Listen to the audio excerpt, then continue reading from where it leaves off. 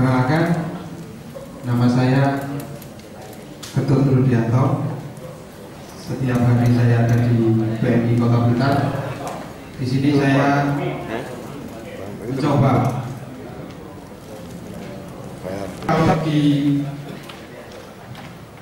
saya lihat tadi ada yang namanya mitigasi, kalau nggak salah di paparan yang tadi. Nah,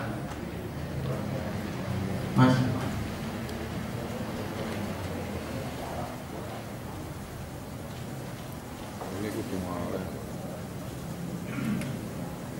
ini asesmen.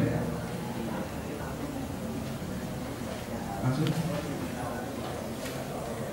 Nah, mungkin bisa dilihat di yang sudah diterima Bapak semua. Ini asesmen adalah identifikasi dan analisa atas sebuah situasi tertentu dan solusi-solusi yang diusulkan yang menjadi landasan bagi sebuah proyek. Asesmen adalah satu, upaya mengobservasi situasi. Observasi itu apa toh Pak?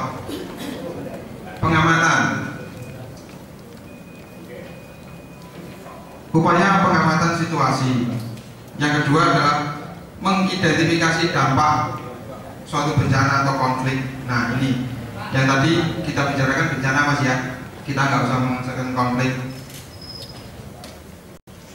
Yang ketiga adalah mengumpulkan informasi dasar. Yang keempat, mengidentifikasi kelompok yang paling rentan. Apa Pak yang paling rentan? Kelompok yang paling rentan untuk di suatu wilayah. Yang paling rentan adalah biasanya ibu, orang tua, dan balita. Yang ke-5, mengidentifikasi kemampuan respon semua pihak yang terkait. Jadi kita juga mengamati respon dari semua pihak yang terkait. Kita sebelum turun ke lapangan kita mesti ada laporan. Nah, kita membandingkan hasil temuan itu menggunakan checklist daftar pertanyaan tadi Pak. Yang keempat, mengobservasi korban konflik.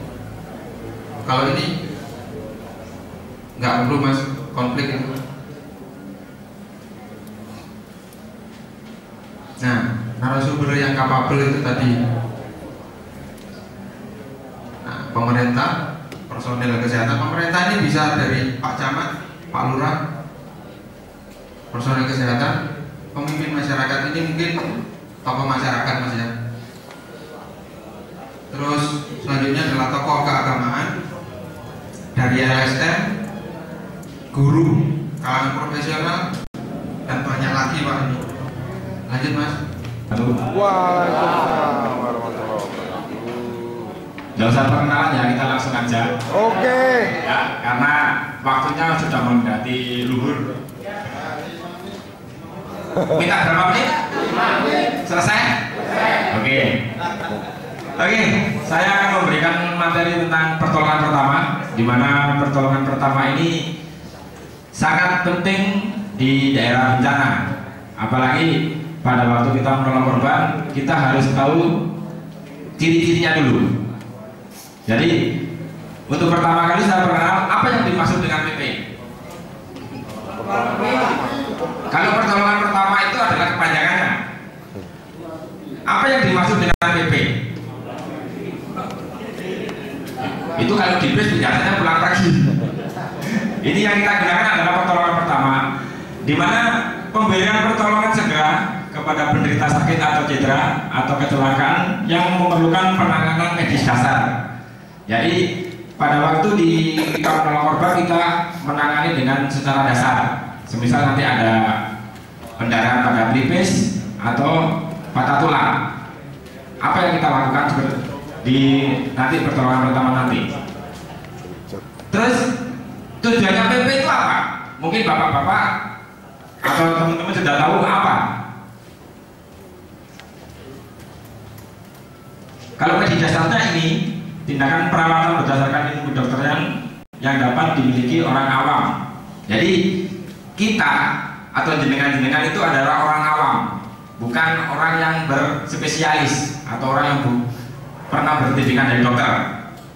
Jadi jenengan biasa bisa itu sebagai orang awam dan bisa memberikan pertolongan pertama.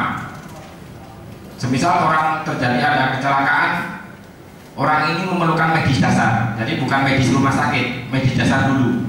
Nanti untuk penolongannya medis yang lain itu ada di rumah sakit. Kita melaksanakan PP atau pertolongan pertama. Jadi kita memberikan rasa nyaman.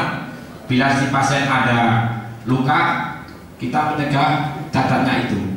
Jangan langsung digotong atau langsung jangan dipindahkan.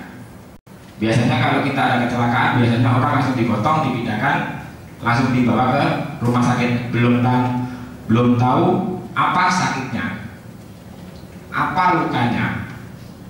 Bila terjadi patah tulang, apa yang dilakukan? Dan pada waktu kita penolongan pertama, bila terjadi kesalahan, kita mempunyai pasal. Jadi seorang pelaku pertolongan pertama itu memiliki dasar hukumnya, Bapak-bapak. Dasar hukumnya adalah di pasal 531 dan pasal 322. Jadi dasar kita sebagai anggota penolong itu punya dasar hukum.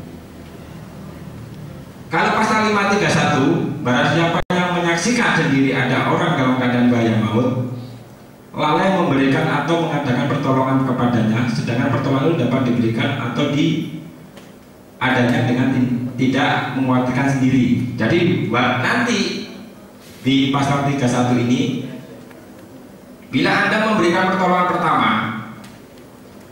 dan Anda lalai memberikan bantuan kepada si korban, maka jenengan kena pasal 531. Frekuensi nafas, suhu tubuh normal 37, tekanan darah biasanya ini. Pada waktu pasien menderita biasanya tekanan darahnya biasanya ada yang tinggi, ada yang rendah. Dan warna kulit terjadi memar atau enggak.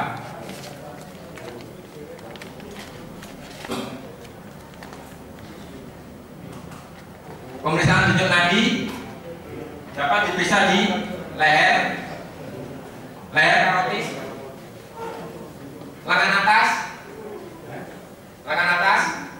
itu di dekat ketiak. Termasuk imus ya.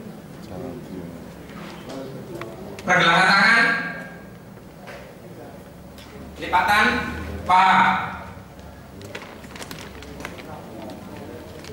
leher, pergelangan tangan.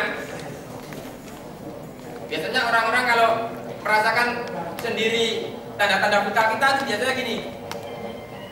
Ini bisa ada leher, ada. Biasanya yang enak dirasakan seperti ini di pergelangan.